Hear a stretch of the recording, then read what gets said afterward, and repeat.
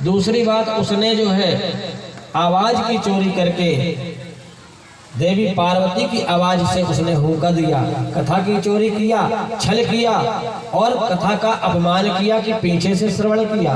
दूसरी बात, कथा श्रद्धा से वक्ता के मंच से नीचे हो और श्रोता सामने हो, सामने बैठ करके श्रद्धामयी कथा श्रवण की जाती है। उसने कथा को जो है ऊपर बैठ के सुना, उसने घोंसले में अंडज दिया था। व्यास जी ने कहा देखो अब तो वह अमर हो गया। दूसरी बात, वह पक्षी है, आप शांत रहिए। हरि की इच्छा मान के भोलेनाथ वहां से लौट गए। 12 वर्ष तक मात्र गर्भ में सुखदेव जी महाराज बिटिका महारानी के रहे आए। अब तो उनके गर्भ में कष्ट होने लगा।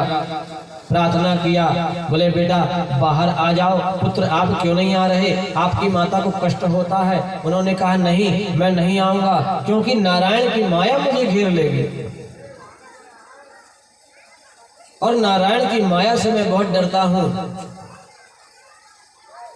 उन्होंने कहा हम आपको वचन देते हैं, हम स्वयं व्यास,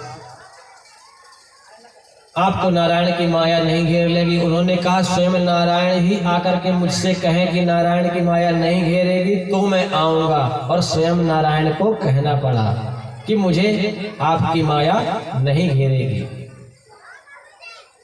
तब विश्वास हुआ और 12 वर्ष पश्चात तत्काल श्री सुखदेव जी का गर्भ से बाहर आए।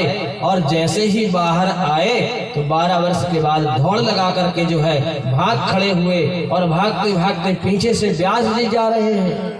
अरे पुत्र, हाँ पुत्र, कि हम प्रभजन्म अनुपेतमपेत कृत्यम वही पायनो विरहता तरया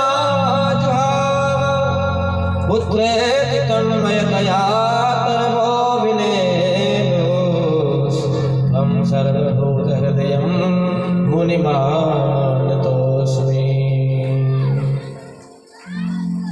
हे पुत्र, हाँ पुत्र, हाँ पुत्र करके व्यास जी जो है आगे गए।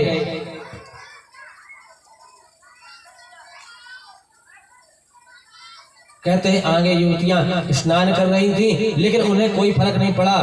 वहां सुखदेव जी तो चले गए, लेकिन व्यास जी जैसे ही गए तो उन्होंने पर्दा किया।